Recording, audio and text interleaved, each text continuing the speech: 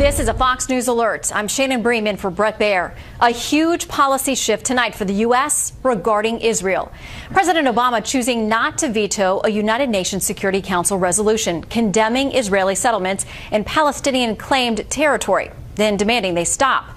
The U.S. has in the past almost always vetoed such measures, but not this time. Not even after Israeli leader Benjamin Netanyahu urged a veto, and not after President-elect Trump did the same. We have Fox team coverage. Kevin Corke with the president in Hawaii on why the administration made such a bold move. But we begin with correspondent David Lee Miller at the United Nations tonight. Good evening, David. Good evening, Shannon. For the first time now in nearly 4 decades, the U.S. has failed to veto a UN Security Council resolution condemning Israeli settlement activity. The U.S. officially abstained, while the remaining 14 other members of the Security Council voted yes. The resolution calls for Israel to immediately and completely cease all settlement activity in the occupied Palestinian territory, including East Jerusalem. U.S. UN Ambassador Samantha Power said the U.S. would veto any resolution undermining Israel's security or imposed a settlement to the conflict. She said the resolution voted on today did not meet the requirements for a U.S. veto. It is because this resolution reflects the facts on the ground and is consistent with U.S. policy across Republican and Democratic administrations throughout the history of the State of Israel that the United States did not veto it. Minutes after the vote, President-elect Trump tweeted out, and I quote, "As to the UN, things will be different after January 20th. The vote on the resolution, which was sponsored by Egypt, was supposed to take place yesterday. Mr. Trump called for a veto at that time, and soon thereafter, Egypt took the resolution off the table. This morning, other countries put it back in play. Many Israelis were angry and disappointed, but not surprised by the U.S. vote. Relations between President Obama and Israeli Prime Minister Benjamin Netanyahu have been strained, and there has been growing speculation about some type of Obama December surprise." Meanwhile, Republican Senators John McCain and Lindsey Graham expressed outrage at the UN vote. And on the other side of the aisle, New York Democrat Chuck Schumer joined the chorus of criticism, saying, and I quote, "It is extremely frustrating, disappointing, and confounding that the administration has failed to veto this resolution." Israeli reaction has also been very harsh. The office of the Israeli Prime Minister, Benjamin Netanyahu, said Israel rejects this shameful anti-Israeli resolution and will not abide by it. The statement went on to say that Israel looks forward to working with President Trump and the future U.S. Congress. Shannon? David Lee Miller live at the UN. Thank you. Reaction to President Obama's move has been harsh, and not just from Republicans. And the White House moved quickly to explain why it did what it did. Correspondent Kevin Corke is traveling with President Obama in Hawaii and reports from Honolulu. Hello, Kevin. Yeah, you're right on the money, Shannon. The president made this decision by himself, but not after close consultation with key members of his inner circle, including Vice President Joe Biden, Secretary of State John Kerry, National Security Advisor Susan Rice, and UN Ambassador Samantha Power. It's also important to point out what Deputy National Security Advisor Ben Rhodes had to say about this today. He said, listen, the abstention vote was preferred because the UN hasn't exactly been impartial on this issue. When it comes to final status issues, we believe that those should be negotiated between the parties. Rhodes repeating the assertion that the president's done more for Israel's security than any other U.S. president, noting the $38 billion military aid package signed very recently. But when asked whether he thought Israeli Prime Minister Benjamin Netanyahu was committed to peace, Rhodes sounded a bit skeptical. And at a certain point, the words and the actions become irreconcilable. And that's what we're concerned about. Meanwhile, Secretary of State John Kerry said today the United States acted with one primary objective in mind: to preserve the possibility of the two-state solution. He went on to add, while we do not agree with every aspect of this resolution, it rightly condemns the violence and incitement and settlement activity and calls on both sides to take constructive steps to reverse current trends and advance the prospects for a two-state solution. Not all that we're going to hear on this subject, obviously, Shannon, as the administration tries to thread the diplomatic needle on this one. Shannon? All right, Kevin, also we know the president signed into law the National Defense Authorization Act today, but not without a little bit of controversy, right? Yeah, that's right. The NDAA has always been complicated because it comes with some strings attached. I can tell you right now that it does include $3.2 billion in military spending. And that includes, by the way, and this is important for a lot of our viewers, some 2% increase, a little bit more than 2% increase in salary and in pay and compensation for U.S. service personnel. That's important. But as you pointed out, it certainly comes with a few strings attached and some specific restrictions. Most notably, it also sort of handcuffs the president in his effort to try to close the facility at Guantanamo Bay. It also adds new restrictions on transfers related to leaving Gitmo. So we'll watch carefully how that all plays out. Shannon, back to you. All right, Kevin Quirk traveling with the president in Hawaii. Thank you, Kevin. All right, let's talk more about the UN vote and the U.S. decision. Danny Danon is the Israeli ambassador to the UN. He joins us now live from New York. Mr. Ambassador, welcome to Special Report. Good evening, Shannon. Your reaction to today's vote? We are disappointed. We have heard President Obama himself coming to the UN and saying that the only way to promote peace in the Middle East is through direct negotiations and not to adopt resolutions of the Security Council. And we ask ourselves, what happened today? What changed? Why the US abandoned Israel and allowed a shameful resolution to pass at the Security Council right at the transition period? Republican Senator Tom Cotton out of Arkansas had this to say. He said President Obama is personally responsible for this anti-Israel resolution. His diplomats secretly coordinated the vote, yet he doesn't even have the courage of his own convictions to vote for it. Do you think the president, or the accusations are also out there, that Secretary Kerry actually pushed this resolution? Do you think their fingerprints are on it? In the last 8 years, we always heard from the administration that they will support constructive steps to promote peace in the Middle East. And there is nothing constructive about this resolution. So when you look at what the Palestinians will do now, they will not come back to the negotiation table. They will continue to come back to the UN, asking for more resolutions regarding the peace process. I think the people in the White House are aware that it is not constructive, it is not helpful. I don't know why they changed the policy of the US, a long-standing policy of standing with Israel and not supporting the enemies of Israel at the UN. I want to play a little bit of sound from a senior Palestinian official, Saeb Erekat, their reaction on what just happened today at the UN, and then get yours. This is a day where the international community have utterly rejected the settlement activities, the policies of dictation, the policies of apartheid being employed by the current Israeli government. I hope this message is a clear-cut message to the Israeli people to reach out to achieve peace and to understand that the way to security and peace for all of us is through ending the Israeli occupation, ending the settlement activities. Does this take you one step closer to achieving peace or some two-state solution, Ambassador? Absolutely not. I have heard also the Hamas celebrating the great victory, but it's an empty victory. We know that the only way to move forward is through direct negotiations. We actually did it in the past with Egypt, with Jordan, but for the Palestinians, it's easier for them to come here, to pass resolutions, and to continue with the incitement and violence in the Middle East. It will not bring us anywhere. I think the people in the administration are aware of that, and the people who voted today, they knew they're voting for an empty, meaningless resolution. Well, and I understand the Prime Minister's office has said that Israel does not intend to comply with it. My understanding also of the resolution is that it doesn't contain sanctions for Israel. So where do we go from here? Well, now actually the Palestinians will continue to come back to the UN, to international organizations, and they will try to have another resolution against Israel instead of coming to the negotiating table. So if somebody actually wants to promote peace in the Middle East, it is through direct negotiations.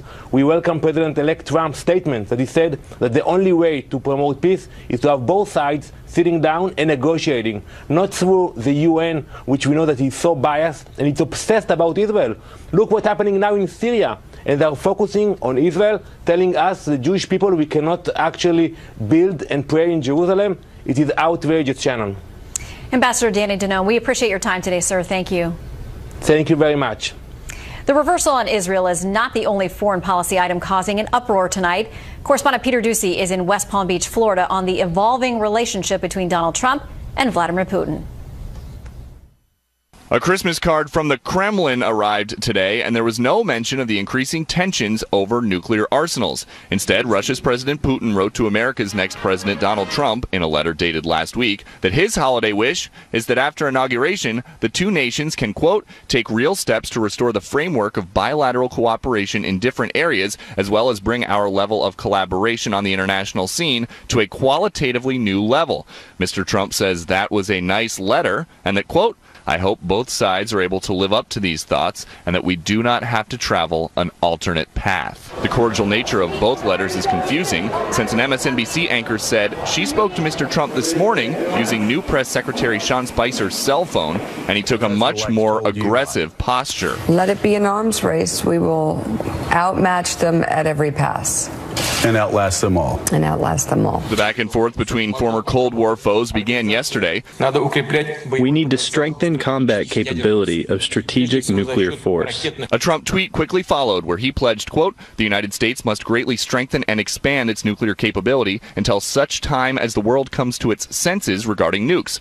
Putin's response to that was passive, saying at a press conference today he wasn't surprised. Mr. Trump, there is nothing new here. During his election campaign, he has spoken about the need to strengthen U.S. nuclear capabilities. Just days before Christmas, Eric Trump has announced he won't be fundraising for his foundation because he doesn't want people donating just to get to his dad. Eric tells the New York Times, quote, as unfortunate as it is, I understand the quagmire. You do a good thing that backfires. Now, his dad is weighing in, tweeting, quote, my wonderful son Eric will no longer be allowed to raise money for children with cancer because of a possible conflict of interest with my presidency. Isn't that a ridiculous shame? He loves these kids, has raised millions of dollars for them, and now must stop. Wrong answer. And just yesterday, counselor to the president, Kellyanne Conway, warned what would happen if the Eric Trump Foundation was targeted. These folks are trying to help people in need, and those people are going to suffer now because folks are pointing out what they think to be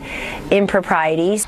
The world's most famous golfer joined the world's most famous golf course owner for a round of golf today. Tiger Woods, who lives nearby in Jupiter, asked to play 18 with the president-elect. We're told the two ditched golf carts and walked Mr. Trump's course, and were out there for about 5 hours. Shannon? Peter Ducey in Florida, thank you. President Obama has promised a smooth and efficient transition to the incoming Trump administration. But from President Obama's enacting new regulations that ban new offshore drilling to President-elect Donald Trump's meddling in foreign policy, it appears both sides are making life a little bit difficult for each other. Correspondent Rich Edson tells us how from the State Department tonight. On the surface, a coordinated, respectful transition of immense power. President Obama, who by the way, I've gotten along with so well, No. He's really doing great. He's been so nice. It's just been a few days since I last talked to the president-elect about a whole range of transition issues. That cooperation is going to continue. However, the Obama administration is constraining its predecessor, and President-elect Donald Trump is already setting and confusing U.S. foreign policy the month before his inauguration. At home, President Obama banned drilling this week in hundreds of millions of acres of the Arctic and Atlantic Oceans and used a 1953 law to ensure a more difficult process for the next administration to reverse that prohibition. The current president also dismantled a dormant immigration registry system liberals feared the incoming president could have used to fulfill a campaign promise and ban immigrants from certain countries. Things are going to happen like you haven't seen happen in many, many decades.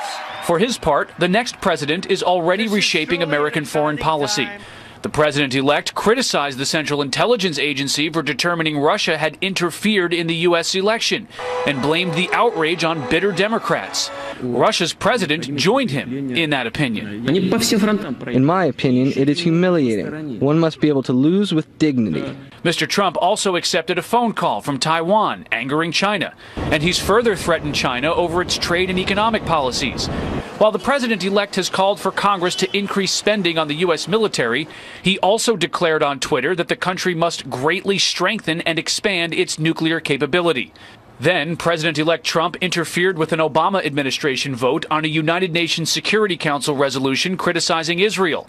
Trump urged the U.S. to vote against it, and Israel reportedly enlisted the Trump transition team to pressure the resolution supporters to drop the Egyptian-sponsored measure. And the president-elect is looking further beyond that, already speaking with Egypt's president regarding negotiations on a Middle East peace process. President Obama finishing his term while the president-elect Donald Trump looks forward to his is an explicit demonstration to the world at how much U.S. policy has changed because of this election. Shannon? Rich Edson from the State Department. Thank you, Rich. The FBI and Homeland Security Department are warning law enforcement officials about ISIS calls for attacks on U.S. houses of worship over the holidays. Fox News is told the posting made mention of a number of specific churches. We're not told how many or which churches were mentioned by ISIS. Fox is told there remains no specific credible threat to the homeland. The current threat is described as in line with standard rhetoric from ISIS. The Tunisian man suspected of driving a truck into a crowd of Christmas shoppers in Berlin Monday is dead tonight. Anis Amri was killed in a shootout with police in Milan, Italy. German Chancellor Angela Merkel, under enormous pressure over her open-door immigration policy, is ordering an investigation about how a suspected terrorist could elude detection both before and after the attack. Donald Trump is tweeting about it, calling it a purely religious threat, which turned into a reality. Senior Foreign Affairs correspondent Greg Palcott has the latest from the German capital. Gunned down and killed on a street in a suburb of the Italian city of Milan, the man thought responsible for the deadly truck attack in Berlin, Germany, Monday night. 24-year-old Tunisian man Anis Amri, seen in a video posted by ISIS just hours after his death, pledging allegiance to the terror group, somehow made his way from Berlin to southeast France and then by train to Turin and Milan, Italy, a trip of some 600 miles. All the while, he was the most wanted man in Europe. In fact, he was only caught by a routine Italian police street patrol.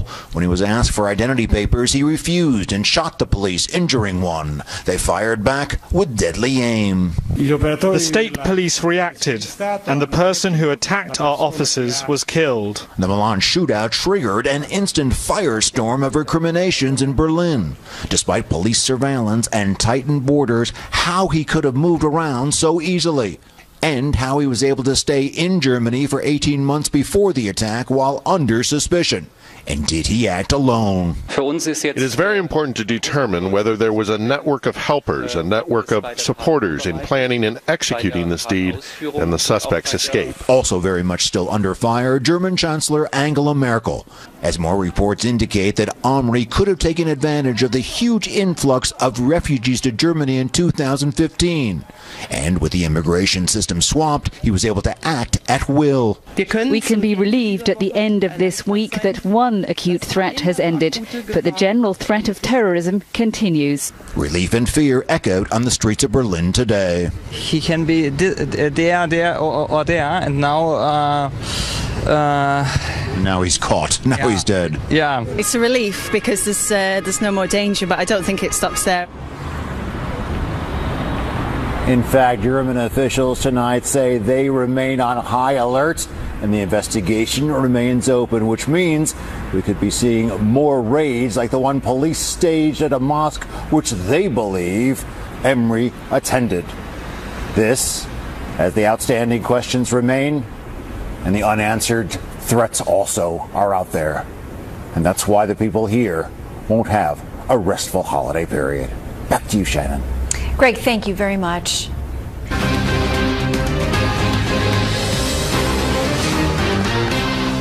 The FBI is investigating a breach of security at the Federal Deposit Insurance Corporation that happened back in 2010. Two sources close to the investigation tell Fox News forensic analysis of the hacking suggests it was a Chinese state-sponsored operation.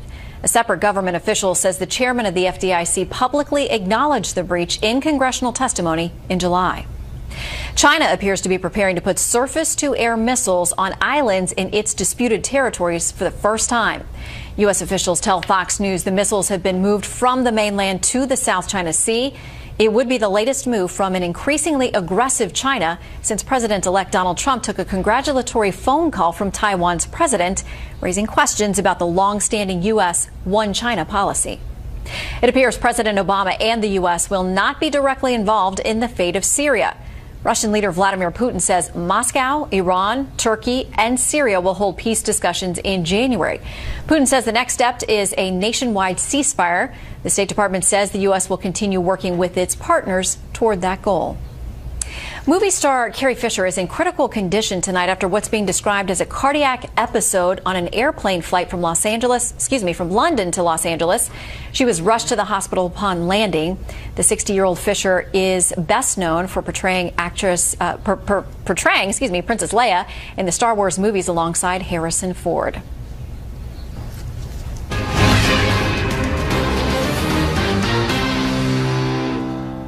Tonight, we wrap up our series on the first 100 days of the Donald Trump administration with a look at how the president-elect intends to help people with child care and elder care. Correspondent Alicia Acuna has the story from Reno, Nevada.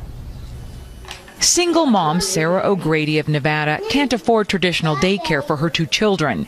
I'm what we call the working poor, I guess you could say.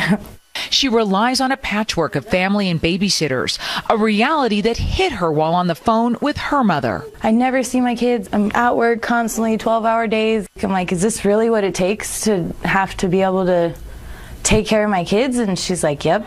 He will focus on making quality childcare affordable and accessible for all. President-elect Trump's proposed Affordable Child Care and Elder Care Act would guarantee 6 weeks paid maternity leave for mothers who don't already get paid leave from their employers. It would offer dependent care savings accounts that roll over year to year so people could start setting aside money before they even have children. Those under a certain income ceiling could deduct child care expenses up to a certain amount. Same for stay-at-home parents. For low-income families, the government would provide spending rebates through the Earned Income Tax Credit. To make all this happen, Tax Foundation economist Alan Cole says it would require a lot of money and a rewriting of the tax code. I could see this proposal running at least $500 billion in 10 years, and maybe closer to $1 trillion, depending on what things get included. And they may have to scale that back because they might think that's too much to cost the Treasury. There are investments in human capital. There are investments in allowing parents to go to work and obtain self-sufficiency. Marty Elquist works for the Children's Cabinet, a nonprofit in Nevada. The state ranks 47th overall for child well-being, according to researchers at University of Nevada, Las Vegas. A mom who makes the median income in the state of Nevada with an infant and a preschooler would have to spend 54% of her income just to pay for childcare. While parents we talk to and the experts say they are hopeful for the improvements promised, today the fact remains childcare in this state and many others is more expensive than college tuition. The other part of Trump's proposal addressing the seemingly insurmountable expense of elder care. For example, Colorado is expected to see a 68% increase in the 65-plus population between now and 2030, according to a report prepared by the Keystone Policy Center. He wants dependent care savings accounts for this purpose as well. And Trump proposes a pre-tax deduction limited to $5,000 per year for elder care costs. Until Trump's plan takes shape, it's a bit of a holding pattern for those in the business of care. Those of us that are in the operational side of the business are a little reluctant to invest too heavily, not knowing what lies ahead. Nancy Schwam, Chief Business Development Officer of Vivage, which runs senior living communities, says one of her company's biggest issues right now is labor. The average age of a nurse in Colorado is 50, and only 5% of nurses go into long-term care. When people come to us, this is their home, and so all the services that they need, from doing laundry to cleaning their room, those all require workers, and our biggest cost center is our labor force. It's not easy being a caregiver. No.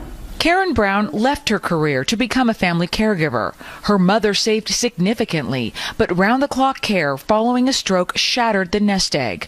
Now, assisted care runs them $85,000 a year. But I can say if my family situation is any clue, the challenges we had were around 2 issues: money and caregivers. Brown now makes the issue of elder care her mission, something she feels Americans need to consider earlier in life. You always hear that phrase, it takes a village to raise a child, to care for, to love, to nurture them through those early years.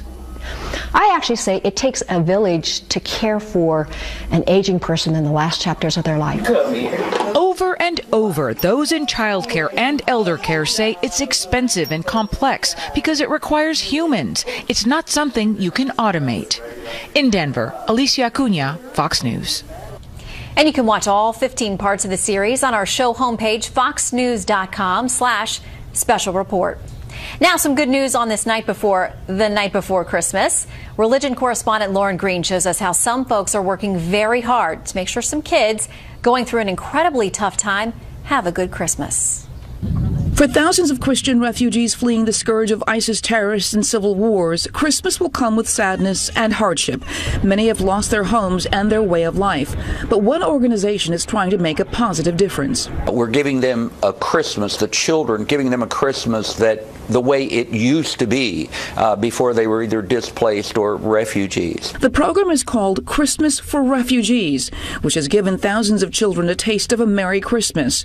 These images from last year's celebrations show how just for a few hours, children whose lives have been changed forever through war and strife can still believe that Christmas means something good and pure.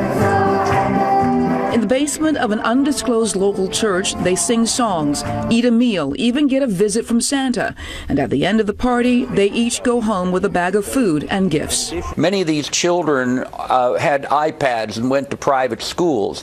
Now they are sitting with the entire family in one room, often in a tent, no transportation, no school, no nothing, without hope, without a future, and with much of their homes, particularly those in the Nineveh Plain, destroyed.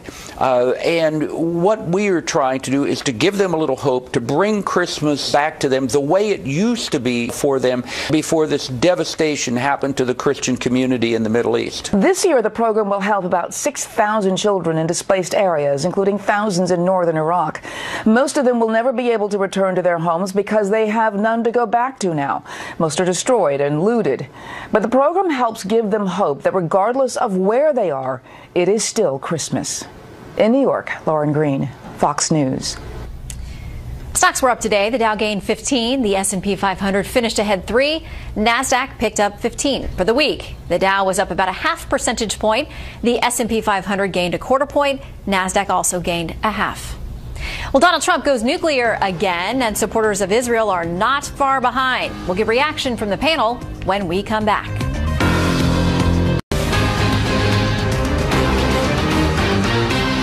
Our vote today does not in any way diminish the United States' steadfast and unparalleled commitment to the security of Israel, the only democracy in the Middle East. We would not have let this resolution pass had it not also addressed counterproductive actions by the Palestinians. That is our ambassador to the UN, Samantha Power, today after the abstention from the vote. Let's bring in our panel, Jonah Goldberg, senior editor at National Review, Molly Hemingway, senior editor at The Federalist, Charles Lane, opinion writer for The Washington Post, and syndicated columnist Charles Krauthammer. And to anyone who thought it was going to be a quiet holiday week of news, it's definitely not been the case. Jonah, what do you make of this? Because what Ambassador Power said is this doesn't diminish the U.S. Steadfast and unparalleled commitment to the security of Israel. That's not how Israel's interpreting this. That's not how basically any observer is interpreting this. This is like me punching someone in the face. It's me saying I'm not punching you in the face. Of course, this diminishes their America's steadfast support for Israel. What I think is the most remarkable thing about this is that this is to no productive end. We've spent 8 years listening to a lot of supporters of Israel, a lot of liberal Jewish supporters of Israel insist that Barack Obama is unparalleled in his support for Israel. And he's going out the door, flipping a middle finger to Israel for no apparent purpose. And if you listen to Ben Rhodes, you will listen in vain for a coherent answer to why they're doing this. And I think what this does is reveal that all along the rhetoric and posturing towards Israel concealed where their emotional heart is, which is they've always thought this was about the settlements, and this is a way to, and they held off doing this earlier because they knew it would hurt Hillary Clinton. Now that Hillary's gone, they're doing it simply out of spite and out of a sense of sort of emotional commitment to screwing Israel. Yeah, and to be clear, we are one of the few who had veto power over this, so it never went anywhere at all. And the U.S. Affirmatively chose not to do that. We do have a little bit of audio from the phone call with Ben Rhodes this afternoon explaining what had happened and why. Here's a bit of that. the Israeli government wants the conversation to be about anything other than the settlement activity. We've been warning President Obama and Secretary Kerry publicly and privately for years that the trend line of settlement construction and settlement activity was just increasing Israel's international isolation. And while a lot of people would argue this resolution also isolates Israel, I mean, moves to that end. Yes, and this, if anything, gives false hope to Palestinians. This doesn't actually change our policy. It won't change in a few weeks. We'll have a return to what our position of strong support of Israel has been for 40 years. But it'll give false hope to Palestinians. They will think that this gives them claim to something. It could lead to more violence. And showing this kind of moral cowardice and abstaining on this vote, not supporting this democracy, is a perfect coda to 8 years of foreign policy bungling and impotence. Well, we got this tweet, of course, today, Chuck. I know you're not surprised. There is a tweet from Donald Trump saying, as to the UN, things will be different after January 20th. It's something that Israeli leaders are embracing and celebrating and noting in all their reactions to this vote today. Well, yeah, I mean, just to pick up on a couple of the points, this does change something real. It changes international law. Security Council resolutions are international law, and that's a tremendous weapon now in diplomacy that the Palestinians can wield. But apparently, my understanding, unless I'm getting this wrong, is that there are no sanctions that would be imposed on Israel. No, but the declaration of what's legal and illegal in the name of the Security Council is extremely important for propaganda purposes, for legitimizing people who might try to make private sanctions like the boycott, divest movement. Also, the International Criminal Court can play into this too. But just to pick up on the point about what I think is fascinating in terms of the domestic politics of this, just as you said, the Israelis are now kind of openly placing their hopes in a Republican president coming in and crying betrayal at a Democratic president. We have come a long way in this country from the time when support for Israel was a bipartisan, almost unquestioned bipartisan thing. And now you are seeing not just a split between the parties, but you will soon see a split within the Democratic Party that will be provoked by this step, because President Obama has thrown, and John Kerry have thrown their weight behind the voices that have been insisting for a long time within the Democratic Party for a tougher, quote-unquote, policy on Israel that will put a lot of pressure on the pro-Israel forces within the Democratic Party, some of whom have been heard from, such as Chuck Schumer, Ron Wyden, and Sherrod Brown in the Senate today. And we just got something in from Congresswoman Debbie Wasserman Schultz, formerly of the DNC, heading up the DNC. She said, I condemn in the strongest of terms the United Nations Security Council's passage of what she calls this one-sided anti-Israel resolution, as well as the United States' reckless abstention. So bipartisan condemnation, Charles. What happened today is that the United States joined the jackals at the UN. That was a phrase used by Pat Moynihan, the great Democratic senator, the former U.S. ambassador, who spoke for the United States standing up in the UN and to resist this kind of disgrace. To give you an idea of how appalling this resolution is, it declares that any Jew who lives in the Jewish quarter of Jerusalem, the Jewish quarter inhabited for 1,000 years, is illegal, breaking international law, essentially an outlaw, can be hauled into the International Criminal Court or into national courts in Europe, which is one of the consequences. The Jewish quarter has been populated by Jews for 1,000 years. In the War of Independence in 1948, the Arabs invaded Israel to wipe it out. They did not succeed, but the Arab Legion succeeded in conquering the Jewish quarter. They expelled all the Jews. They destroyed all the synagogues and all the homes. And for 19 years, no Jew could go there. The Israelis got it back in the Six-Day War. And now it's declared that this is not Jewish territory. Remember, it's called the Jewish quarter, but it belongs to other people, and any Jew who lives there is an outlaw. That's exactly what we supported.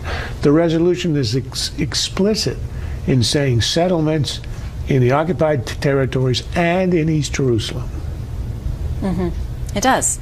Well, my question is, why now? I mean, the Obama administration is about to leave. And yes, because he didn't. Well, but there's been this very tenuous public cooperation between Obama and Netanyahu, although we always hear behind the scenes they don't like each other personally, or that there are issues that they disagree on. But publicly, they've stayed united. So why now, with 3.5 weeks to go, do you blow that up? In 2012, running for re-election, Obama spoke at the meeting of AIPAC, the big Jewish lobby, and he said, "Is there any doubt that I have Israel's back?" That's why he didn't want to do it while he was in office. That's why he didn't want to do it in 2016, so it would injure Hillary and show to particularly American Jews who tend to be Democratic that it was all a farce. He does it on the way out, and that's part of why it's so disgraceful. He hid it until there'd be no consequence, and now he's out the door and the damage is done for years. That resolution cannot be undone. Well, let me bring up a real quick point, and then Joan, I want to get to you. I talked with Senator Graham today, who chairs the subcommittee that controls UN funding, and he was, talking very tough about he's going to do everything he can to block their funding unless this is rolled back or use it as some kind of leverage. Yeah, I think that points to an important dynamic. This is going to set off a war between Congress and the United Nations that's going to have ramifications for a long time to come. But I also say there's a bizarre irony to this, in that everyone tells us that Bibi Netanyahu and Barack Obama don't like each other. This is a gift to Bibi Netanyahu. It's terrible for Israel. But what this does is it allows Bibi Netanyahu to say persuasively, even to his domestic critics, look, I've been telling you for 8 years, I haven't ruined the relationship with America. It's all because of Obama. And now Obama shows his true colors, and Bibi can say, look, I was right. Well, and he'll have some backing now and help from Senator Graham and others. I mean, what do we make of this accusation by Senator Tom Cotton and others who have said to me, and probably to some of you too, that this was specifically orchestrated by President Obama and John Kerry? Well, the Israelis have been saying that for some time, and they say this is all done behind their back, et cetera, et cetera. But our own lawmakers accusing the White House of doing it. I'm not sure Tom Cotton was privy to all these conversations. I'm sure he's been briefed by sources in Israel who've been telling that to everyone. I must say I'm struck by the disconnect here. Look what's going on in the Middle East. 500,000 people have been slaughtered in Syria. You have war all over Yemen.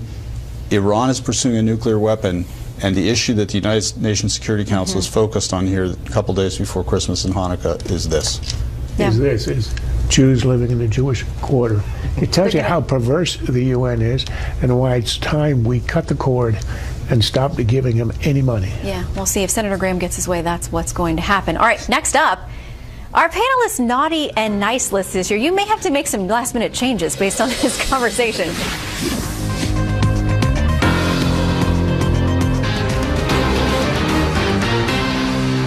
Contest of ideas as to which direction to take the party. After every single loss, the political party that loses, they go and they do a retrospective. What happened? Where did we make a mistake? Did we do wrong? That debate is going to ensue. Vice President Biden reflecting on our most recent election. Our panel is back with us now. Molly, I'll start with you. He also said in an LA Times interview about losing the election, these are people I grew up with. They're kids. They're not racist. They're not sexist, but we didn't talk to them. So some, analysis going on. Yeah, people give Joe Biden a really hard time for his ethical lapses and not being the brightest bulb in the Christmas tree. But this is a guy who won Senate 16 times. He won the Senate seat 6 times, and his political instincts are on point. Democrats should listen to him. It's totally fine if Hillary Clinton needs to cling to conspiracy theories in order to get out of bed in the morning, but that's not a good plan for the rest of the Democratic Party or the media. There needs to be a lot of reflection. I think his point about the inability to communicate with the working class voters is something that Democrats should heed and stop clinging to these conspiracy theories about Russia or Comey or the Electoral College being the source of all their problems. If they want to regain the presidency, legislatures, state legislatures, governorships, they have to take a real hard look at themselves about how they've lost the people. Okay, with that in mind, what does the group of people running for the DNC chair, or the handful that we have left, say about where Democrats go and how they move forward if they're trying to avoid some of those pitfalls? Chuck? Well, I mean, of course, one of the front runners is Keith Ellison, who's associated with the Bernie Sanders wing of the party, and who is considered very controversial, in part, fairly or not, because he is African American and a Muslim, and there are people within the party who feel that, even though there's nothing inherently wrong with that, that's potentially... I think there are specific statements, though, and things that he's made that are... And the past association with Louis Farrakhan. Right, it's not just those characteristics or those things. I'm sure you love the UN vote today. And so Keith Ellison has become, for better or worse, the sort of focal point of a lot of controversy within the party about the direction of the party. I would say that, when you really think about it, if 100,000 or so votes had gone the other way, which they easily could have, we wouldn't be having this conversation. There would be no soul searching going on in the Democratic Party. And so it's worth remembering that the Republicans had their autopsy at the end of the last election that said go this way. They went the opposite way, and they ended up winning the election. Yeah. So, you know, kudos to Joe Biden for being introspective, but it may not, in the end, amount to very much. All right, I want to make sure that we get to all of your naughty and nice, because we've asked you to give us the year-end decision on this. And Jonah, we'll start with you. We'll go through all of your naughties first. Okay, so my naughty, I rarely go with sports on the show, but it was Colin Kaepernick, the football player who decided to set a bonfire of arrogance and asininity almost all year long, whereby he denigrated America, denigrated police officers, praised Fidel Castro, and yet couldn't even be bothered to vote. He did damage to his sport, he did damage to his reputation, and he behaved badly on almost every front, and he gets a piece of coal in his I was going to stocking. say, lump of coal, apparently from Jonah. Molly? I'm going to go with Lena Dunham, who recently said that she wished she'd had an abortion so that she could have good feminist credibility. In addition to how monstrous that notion of killing your unborn might be, it really speaks to sort of all these celebrity idiots, these facile people who think their voices are worth listening to when in fact they're actually just turning off a whole host of voters. Chuck? Well, I don't see how you could pick anybody other than Vladimir Putin to be the naughtiest person of the year. I mean, well, it's bad enough that he stole a bunch of emails from the Democrats, but much more consequentially and much worse, his performance on the international stage, helping the massacre in Aleppo and other things, continuing the occupation of Ukraine, I guess kind of goes beyond naughty. Well, and taking himself Crimea. Yes, as a that's little part of extra Ukraine, prize. yes. Yeah. Okay. Charles? Well, especially today, I have to go with Barack Obama. I know it's not surprising. Surprising that the president tops Charles Krauthammer's naughty list for 2016. The guy's got 8 years to enact his agenda. He twice wins, so he's got 2 mandates. And yet at the very last minute, when he's lost his legitimacy, when he's a lame duck, he leaves last-minute landmines behind, things he could never have done when he was still an active politician, in the sense that he had to protect himself or the party. He shuts down the Arctic and the Atlantic for oil and gas drilling, exploration, then he stabs Israel in the back just as a coda.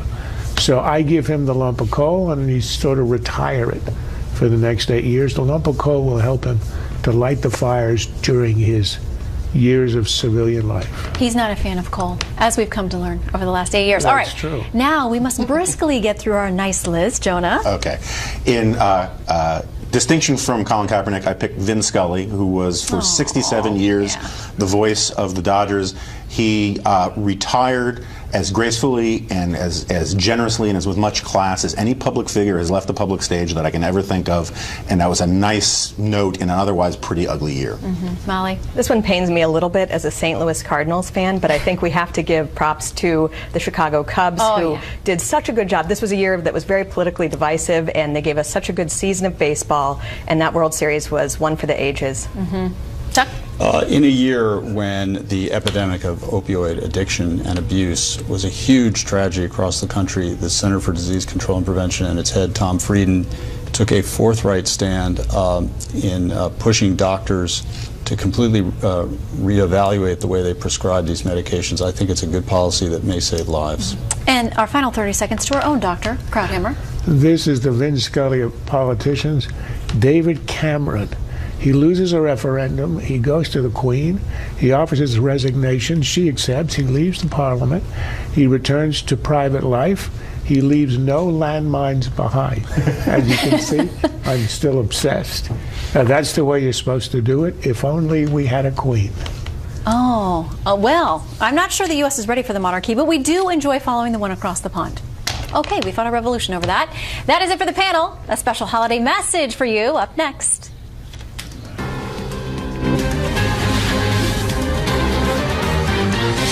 Finally tonight, Bret Baier may be off for the holidays, but he did not leave without first wishing you a very happy holiday. Check it out. Hi, everybody. Merry Christmas. The Bears are coming to you again. We have been doing this, Paul, Amy, and Daniel, since I took over Special Report. Believe it or not, January 5th will be 8 years, and there has been an evolution of this family. Paul and Daniel and my wife, Amy. Merry Christmas, everybody. Happy New Year. We wish you a Merry Christmas. We do, very forcefully. We are excited for the holidays, very excited for Christmas, and we're going to get through it how? Fair, balanced, and unafraid. That's good. So we look a little different, but we do want to give you a holiday message here. Paul? Merry Christmas and Happy New Year's, and we hope you have a great holiday. Daniel? Merry Christmas and Happy New Year. Amy? Wishing you a blessed and healthy New Year. Here's to a great 2017. We'll see you in the new year. They are so cute. So much fun to see the boys over the years, how well they've done. And so many of you at home know all about Paul and Daniel, their stories, and you've lived through the ups and downs of some of Paul's health challenges with Brett and Amy, and you can see they are flourishing and doing fantastic. So thank you so much for watching Special Report tonight. I'm Shannon Bream. Good night from Washington. In the meantime, Merry Christmas and Happy Hanukkah. Tucker Carlson Tonight is up next.